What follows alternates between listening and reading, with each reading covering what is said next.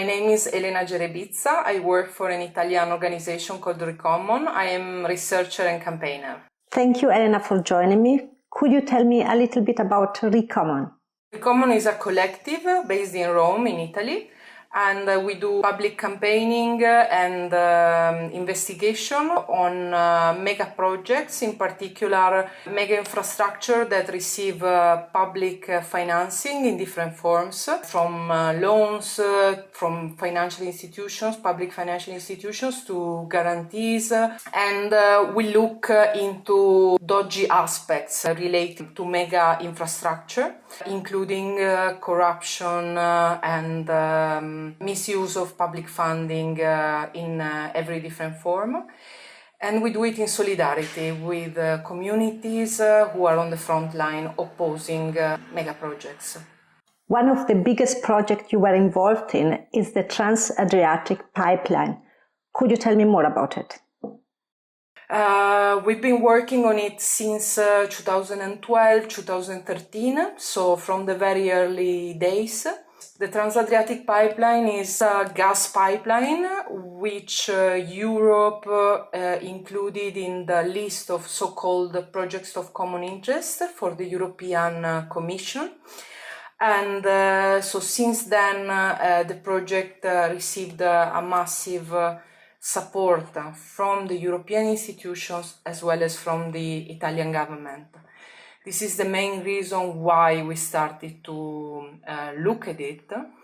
And the Trans Adriatic Pipeline is a section of a longer gas corridor, which is called the Southern Gas Corridor. It is a pipeline which starts in Azerbaijan. It goes across 6 different countries, so Azerbaijan, Georgia, Turkey, Greece, Albania, and finally Italy. It is about 3,500 kilometers long, and as we see it, it's basically crossing the lives of hundreds of communities with massive environmental and human rights implications.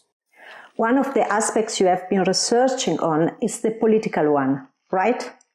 The Trans Adriatic Pipeline was portrayed from the very early days as a project that should help Europe to build independence from Russia. So really a project that should help energy security of Europe.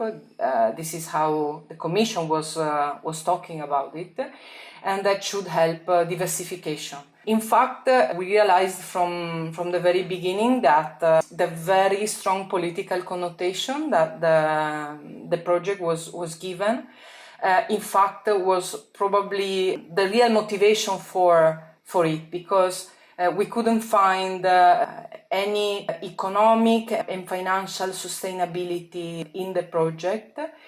And we couldn't also see how this energy diversification and energy security would actually materialize. In fact, through the different years of campaigning, we realized, and this is not coming only from civil society organization, but it's coming from economic and financial analysts and experts in energy matters, we realized that the resources of Azerbaijan are much smaller than what the country declared. And in fact, only finally last year, it came out that a part of the supply of gas that will transit through the Southern Gas Corridor will actually come from Russia. So the point of spending about 45 billion euros to build this massive infrastructure, portraying it as, something that will help Europe to diversify, it's a scam for European taxpayers at the end.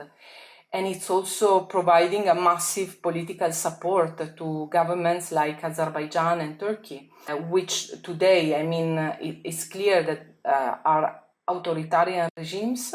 So we see it incredibly problematic from a political, but also from an economic and financial point of view. Part of our campaigning was about exposing how much public resources were drained by such a project, which instead could have been used in many other different ways. even more now after the Paris Agreement was signed. And so the project is just a nonsense from the climate point of view. And it's really not matching with the commitments that Europe and the different governments involved in the construction have taken in Paris. We really don't see how and why Europe is still so much supportive of this project. Who are the stakeholders here? Who is building the pipeline and who is paying for it?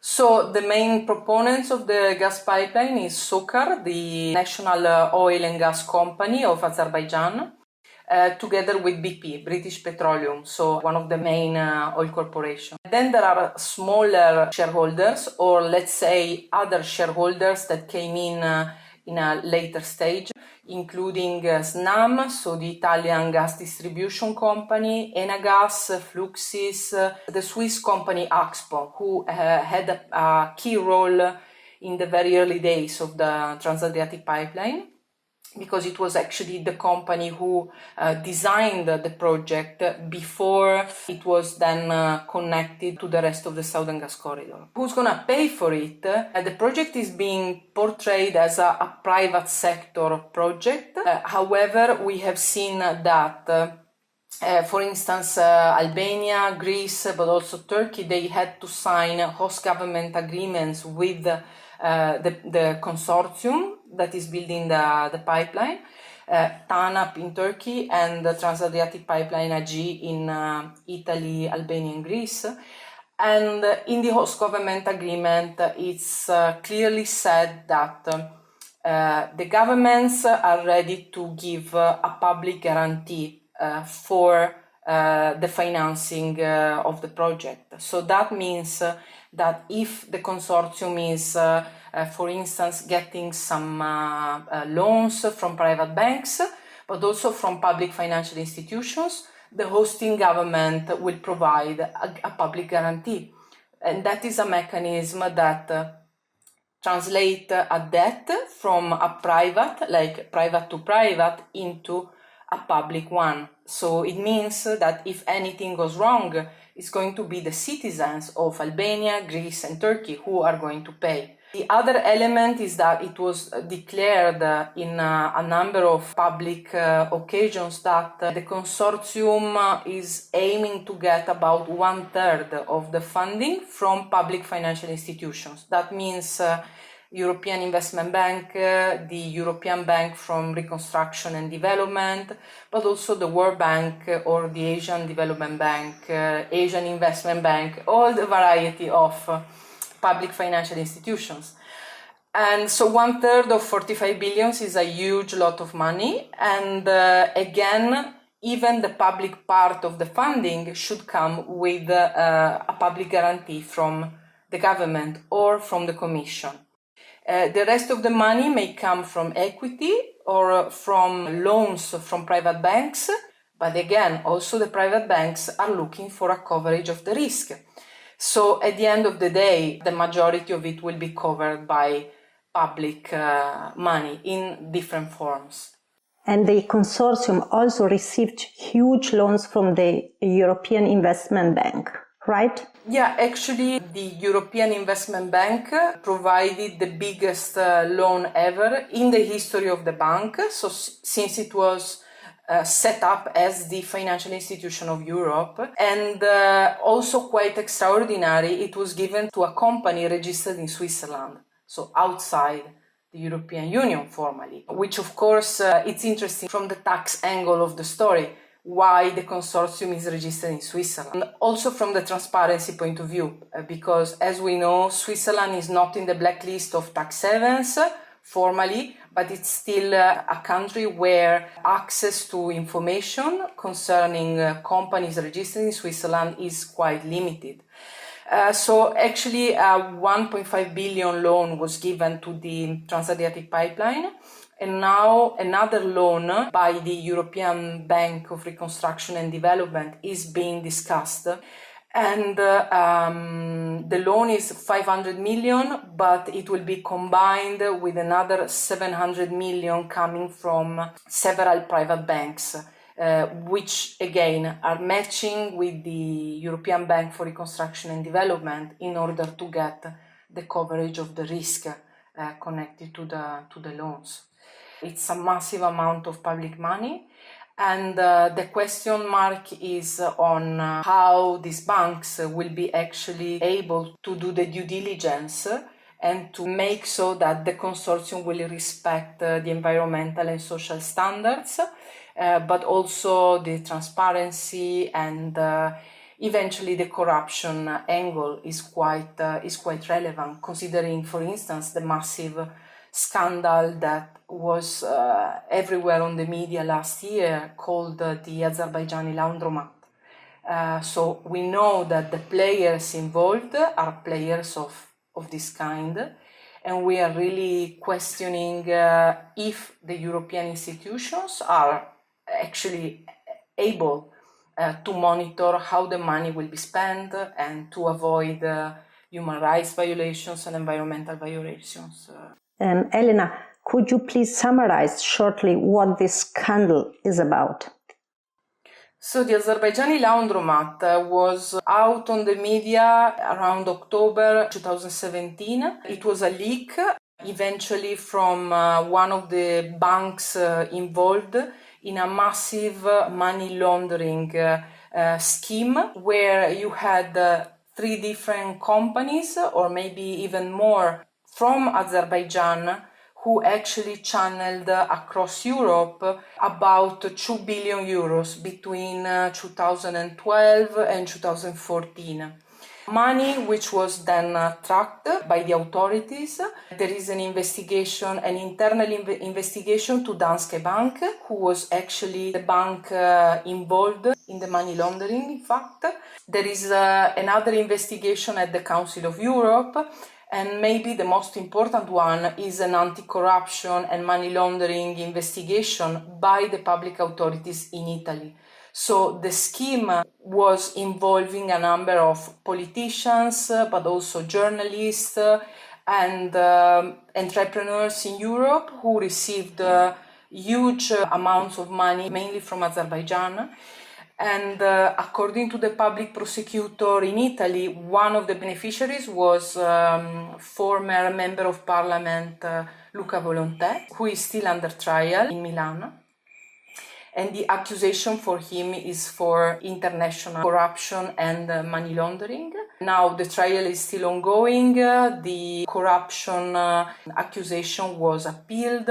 We don't know how it will conclude, but the key element is, like, if people are asking themselves why this money was given, actually between 2012 and 2014, Azerbaijan was moving a massive political and communication machine inside Europe to get recognition as a democratic country, which could become a key economic partner of Europe, mainly in the sector of energy. So there was a report, a report on human rights violations in Azerbaijan, who was discussed at the Council of Europe. And Luca Volontè was the head of the European People's Party at that time. So the accusation is that he was actually receiving the money in order to convince the entire political party across Europe to vote against the report. And this is what actually happened. The report didn't pass through the Council of Europe. Azerbaijan was recognized as a democracy, and a couple of months after, the Southern Gas Corridor became a project of common interest for Europe.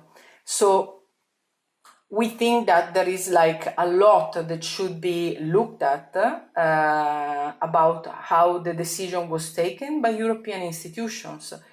And we also think that it's quite tricky for Europe to actually choose a new authoritarian regime as a key energy partner after we have seen how the situation became very complex with Russia. So we don't see a lot of a difference between Azerbaijan and Russia in this specific context.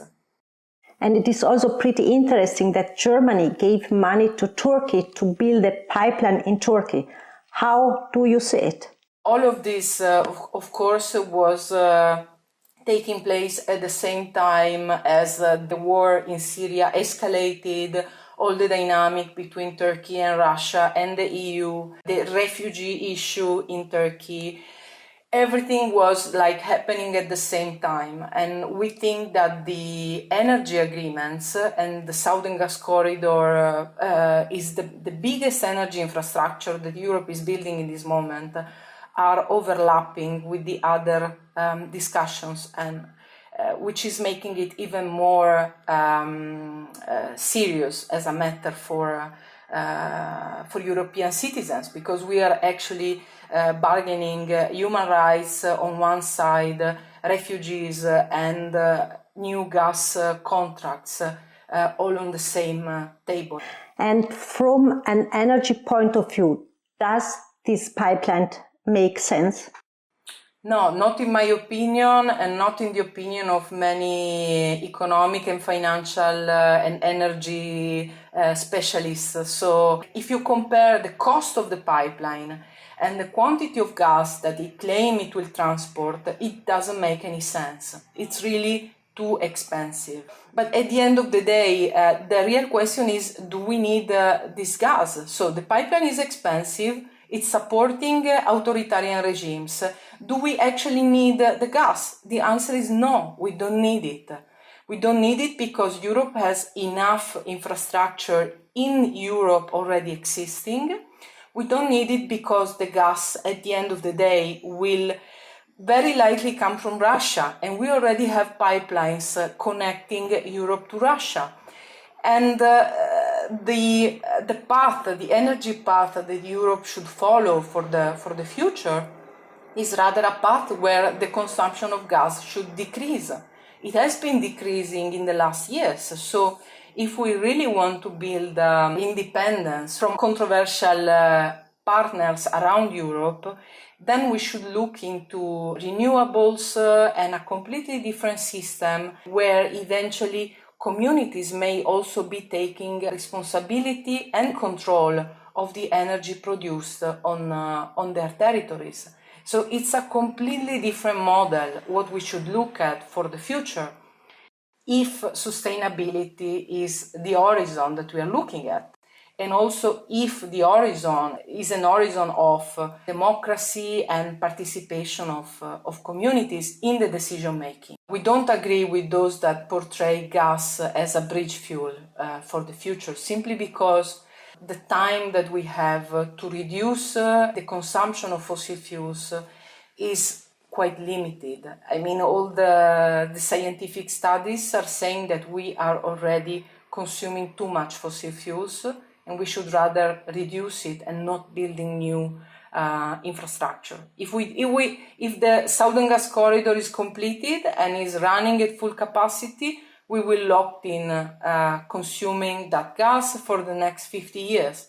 And this is just completely unsustainable from a climate point of view. But also our main concern is rather on the democracy implications that this will have, as it will be basically supporting existing authoritarian regimes for the next 50 years.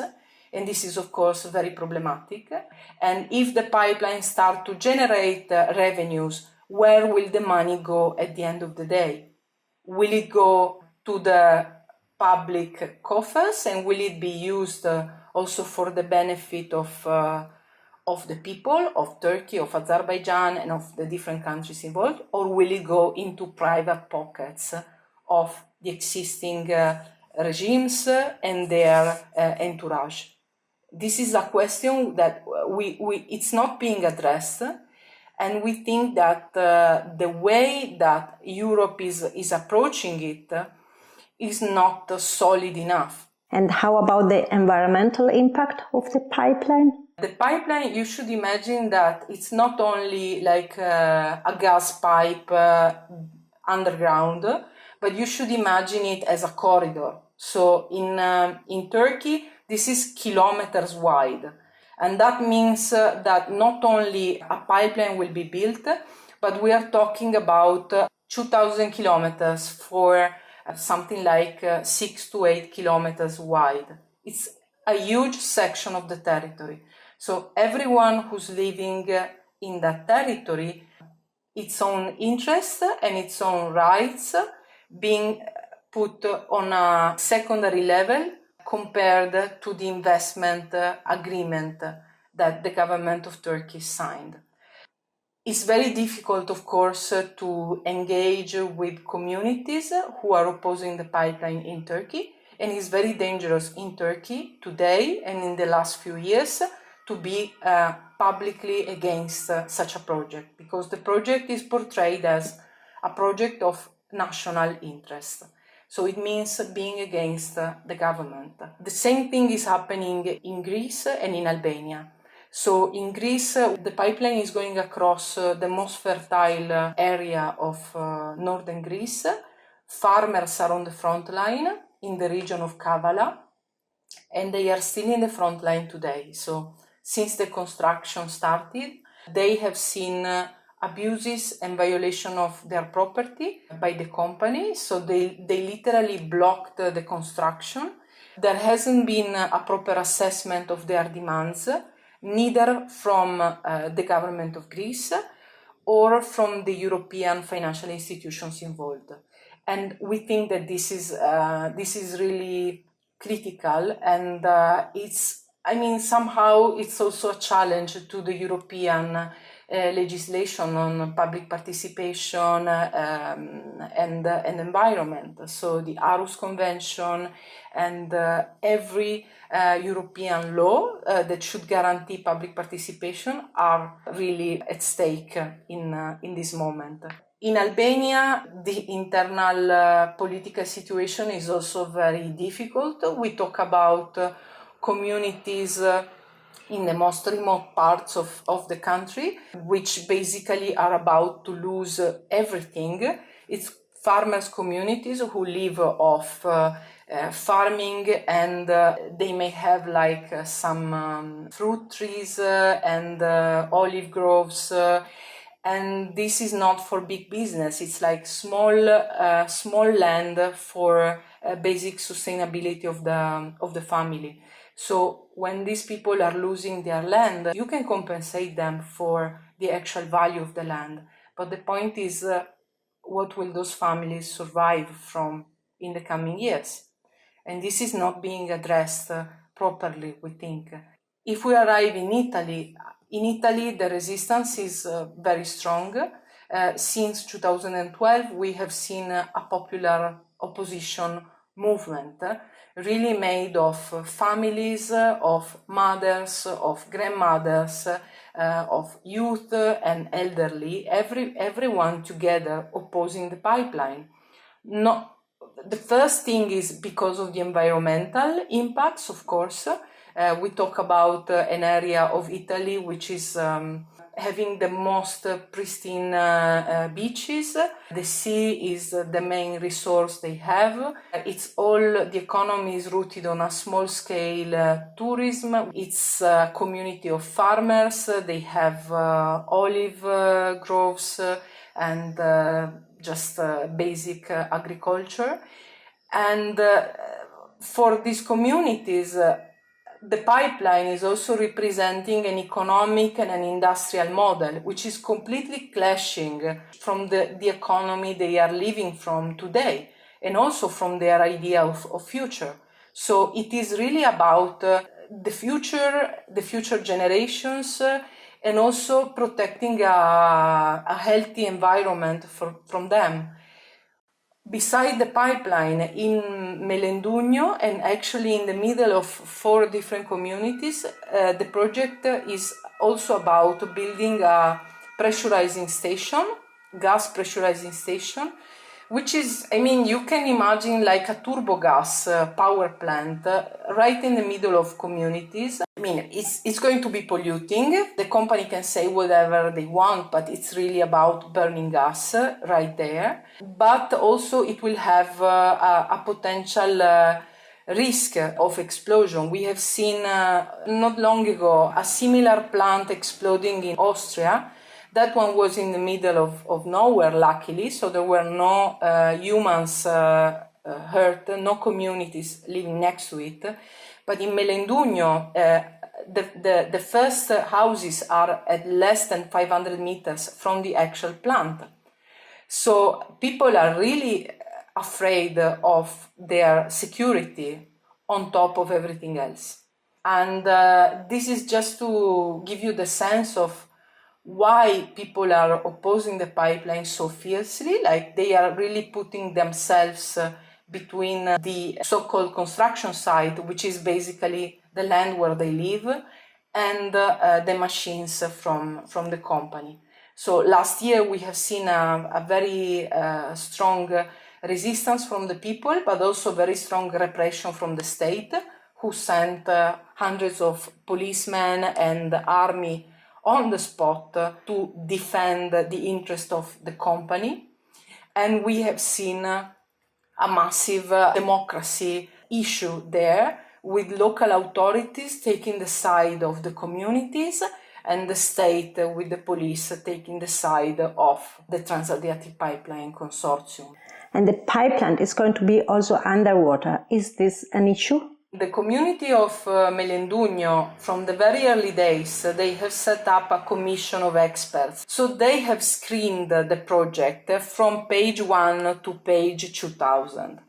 And the way that the company is portraying this undersea pipeline, from their point of view, is just impossible to do. They claim that there will be no damage on the beach and there will be no damage on the sea. I mean, they are trying to do something really challenging in an area where the soil is very fragile. The coast is not made of hard rocks. It's sand and very fragile type of rock, which is continuously being eroded by the sea. So it's a very peculiar area. By the way, it's also a protected area. There are several protected areas on land and in the sea. People simply don't believe that there will be no damage and that they can continue to go on the beach just on top of the gas pipeline, which is what the company is saying. The community really informed itself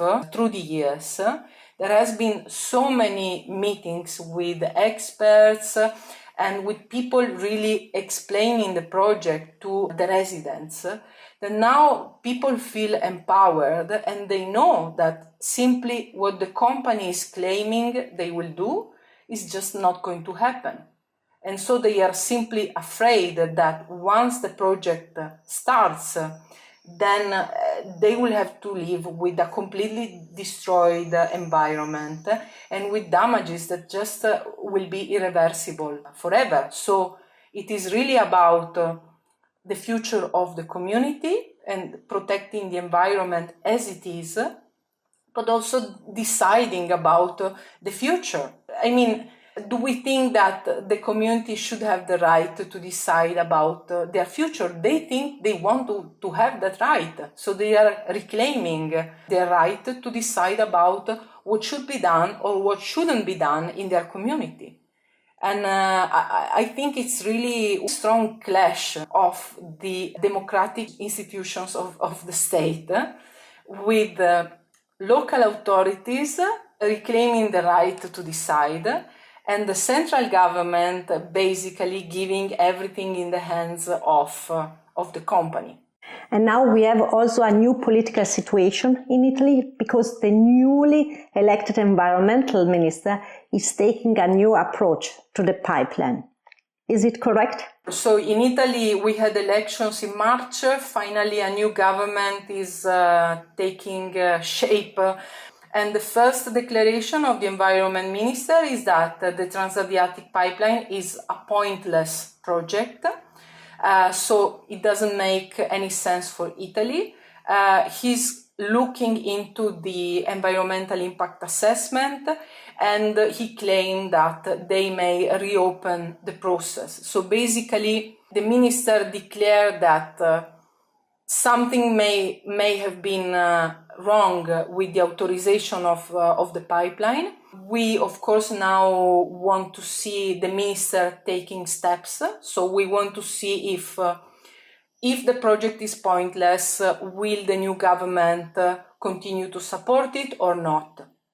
And this is a very strong political issue. So the communities and like the popular movement, they have their demands. They are very clear. So we will see now in the coming weeks if the government will be consistent with the first declarations. What is your call to action? We think that the Trans Adriatic Pipeline, but also the Southern Gas Corridor, is a project that everyone in Europe should be concerned about it.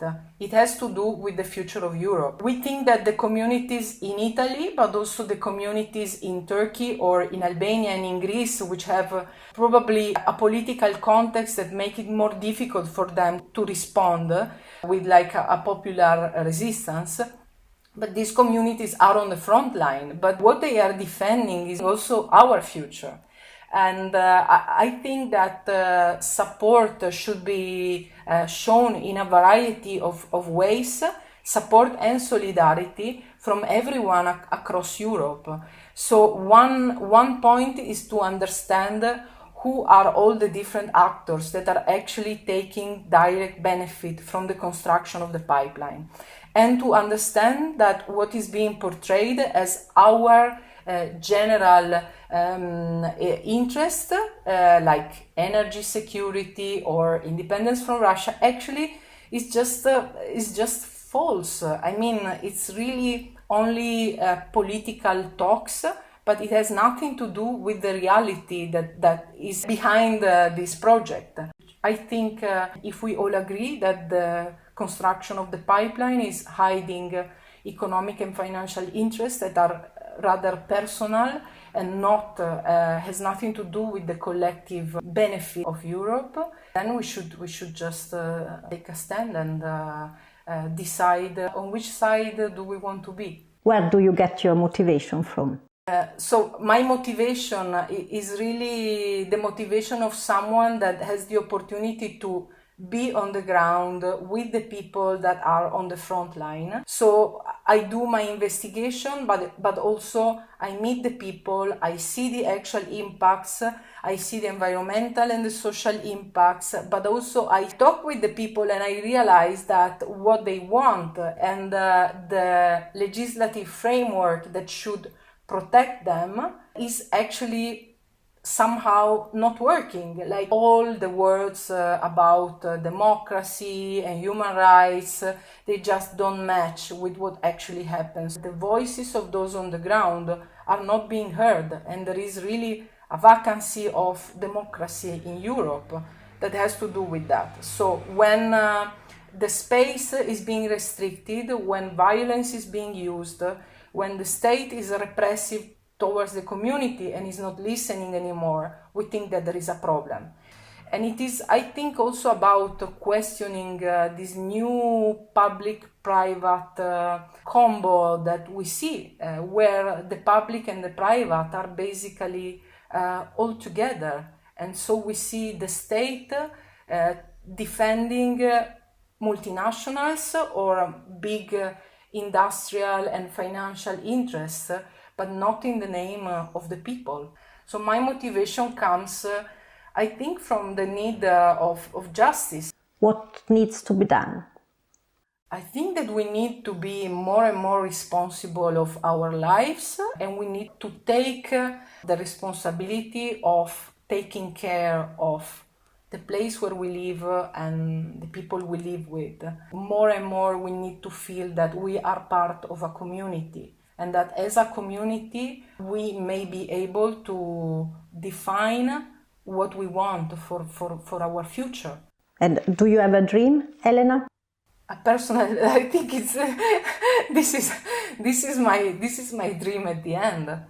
I think it's it's a dream that I see. It's not a fantasy. I mean, because I know people, and I'm probably part of communities that are in the making, and I think that a lot of the resistances that I have seen are also containing in themselves the seeds of the new other worlds, like the Latin Americans like to call them, but are communities that by questioning an economic model, they also start to question how the society functions, and they are rediscovering a collective way of doing things, which is aware of power as a big issue, and so they try to address it on one side, but they are also aware that